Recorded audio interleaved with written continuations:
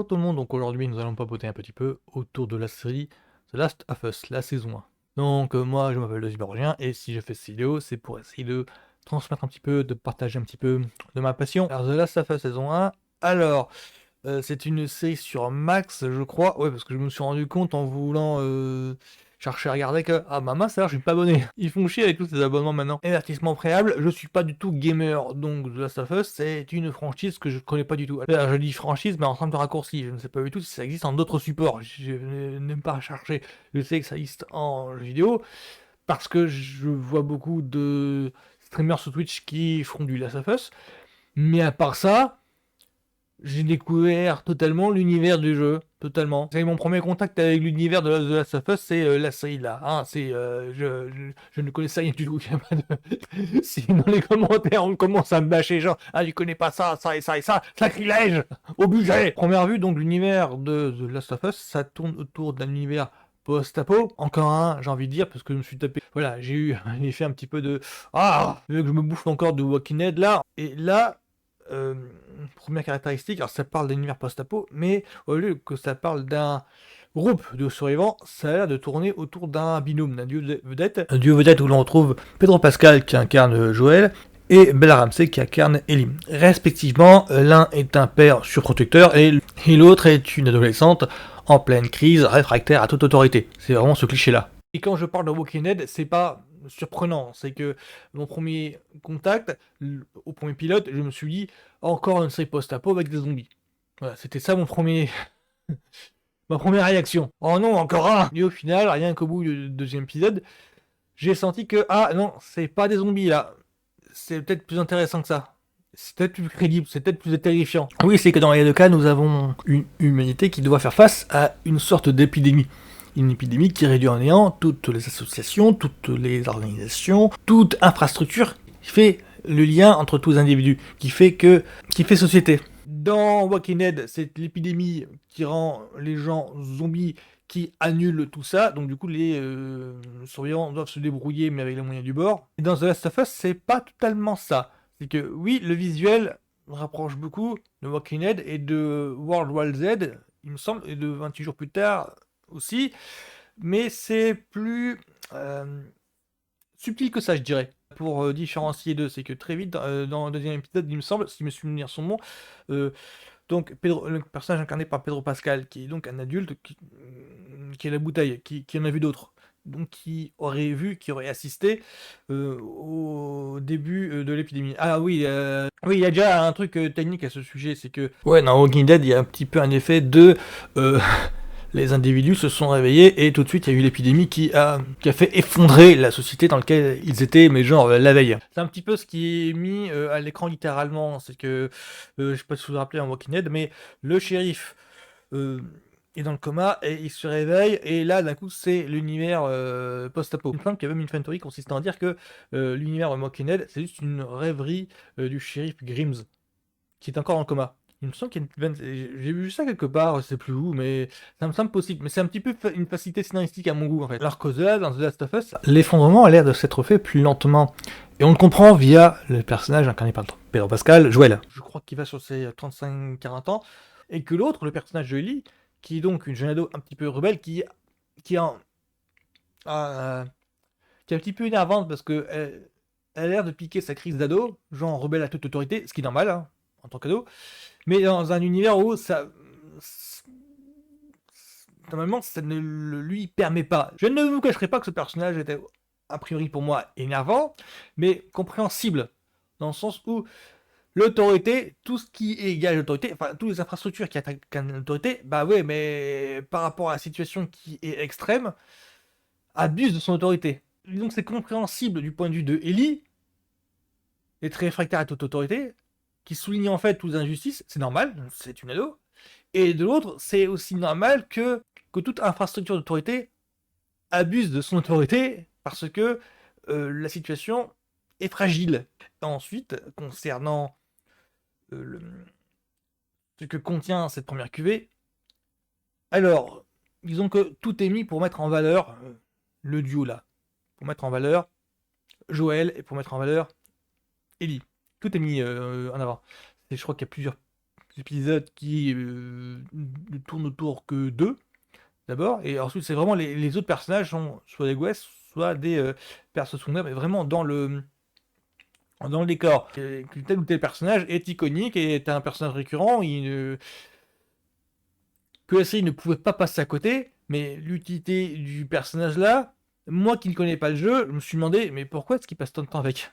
Alors que quand on connaît le jeu, oui, je peux comprendre que c'est un personnage qui est clé dans le jeu, donc ils sont obligés de discuter avec lui pour avoir une certaine alchimie pour que ce personnage-là ne devienne familier. Et je me demande si je ne dénonce pas là, en parlant de ça, de ma gêne par rapport au personnage qui croise, la tendance un petit peu fan service de la série, parce que bah, moi étant entièrement étranger à l'univers, j'ai pas senti l'utilité de voir ce personnage-là apparaître là dans la fiction. Mais alors qu'un fan le dominerait, enfin pour lui ce serait évident. Ce n'est pas un défaut que l'on soit clair, parce que je présume que c'est une adaptation d'un jeu, donc de jeu que je connais pas.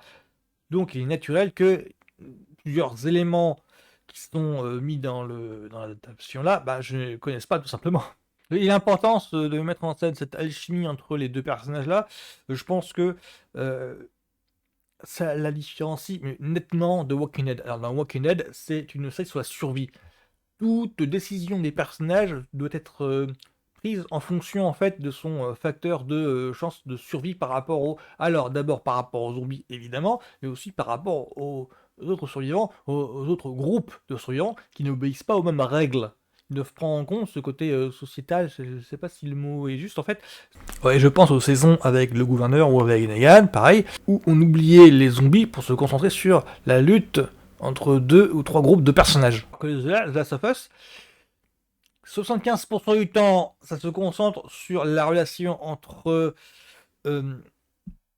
Joel et entre Ellie, et c'est vraiment sur cette alchimie père qui a retrouvé une fille qui a trouvé un père protecteur, dans un univers normalement qui ne favorise pas ce genre de relation. Ouais, il y a bien un truc avec Joel, il y a bien un truc avec Ellie. Je ne vais pas spoiler, mais il y a bien cette dimension-là qui existe, et c'est pas aux fans de la deviner et de la fantasmer, c'est bien voulu, bien conscient de la part des auteurs. Et ça marche à l'écran. Ça, pour moi, c'était un bon atout. Donc, ça, c'est la première différence entre Last of Us et Walking Dead.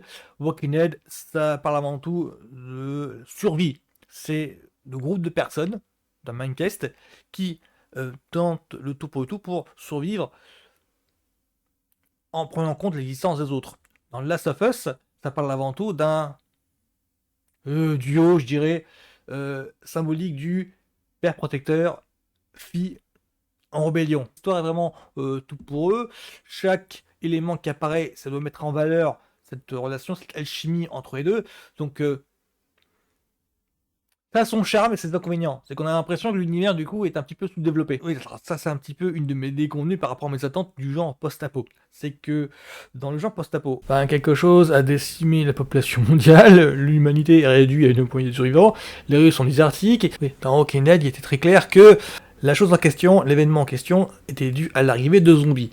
Quiconque mourait devenait un zombie. Une épidémie était arrivée et faisait que les gens morts revenaient en état de zombie. Tandis que dans The Last of Us, les choses sont un peu plus compliquées. Ce ne sont pas des zombies qu'on a, ce sont juste des personnes infectées qui se transforment en quelque chose, en créature. Ça, c'est ok.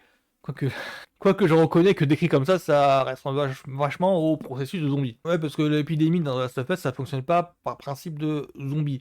Ça fonctionne par un autre principe. Alors, je crois me souvenir, si j'ai bien compris, un dialogue ou deux, parce que c'est vraiment bâché, en rushé, en 2-3 répliques, hein. Je crois que c'est un rapport avec l'alimentation. Enfin, je crois qu'il y a une cargaison de je sais pas quoi de nourriture, en fait, de céréales, je crois. Et l'épidémie a commencé comme ça, avec des aliments contaminés. Rien à voir donc avec des zombies comme The Walking Dead, rien à voir. Sinon, au niveau du casting, comme je parle beaucoup de l'alchimie entre nos deux personnages principaux, entre Joel et Ellie, alors je tiens à dire que, grosse surprise, alors... je ne vous cacherai pas que pour moi, Pedro Pascal sera avant tout et à jamais le Mandalorian. Voilà, une série Star Wars. Mais il a fait d'autres trucs aussi. Par exemple, il a été le bad guy dans Wonder Woman 84. Il a donné la réplique à Nicolas Cage dans Un talent massif. Et il est aussi à l'affiche de Gladiator 2. Parce que de l'autre côté, il y a Bella Ramsey. Alors, moi, que je pense avoir découvert là, mais en regardant sa film, je me suis rendu compte que je la connaissais un petit peu. Parce que, bah oui, elle a joué dans Game of Thrones le rôle de Lyanna Mormont. Mais je reconnais que son visage, à première vue, il me disait rien. Il faut dire aussi que dans Game of Thrones, il y a tellement d'acteurs qui sont passés dedans, parce que j'ai retenu au final que deux trois. Mais sinon, le restant, il y a une vraie malédiction sur ce casting, quoi. Ah, sinon, pour le reste, un casting secondaire, c'est là où j'ai vu qu'il y avait des visages familiers. Et Anna Torv, que je connais de Fridge, c'est elle, Olivia Dunham. Et elle a joué aussi dans Profession Porter, que j'ai vu sur Arte.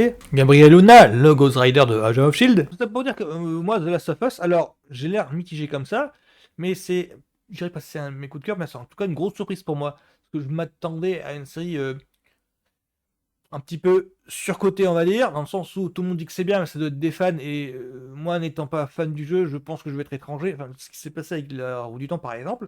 Et au final, ah bah non, j'ai vachement accroché. Ma surprise, c'est que la série essaye de se trouver une identité propre à elle-même.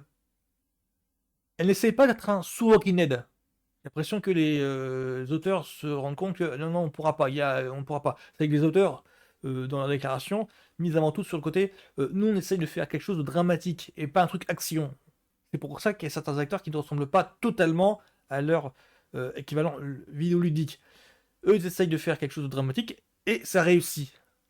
Ouais, on est touché. Ouais, il y a plusieurs séquences, il y a plusieurs moments en fait qui sont pour moi des fulgurances et qui m'ont bien accroché quoi. J'étais surpris de ça.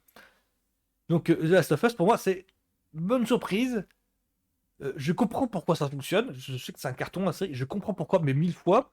Alors j'attends un petit peu pour voir si une fait une aptitude. Néanmoins, c'est bien parti pour, je dois le reconnaître. Parce que pour l'instant, j'essaye d'avoir des réserves sur le processus de création.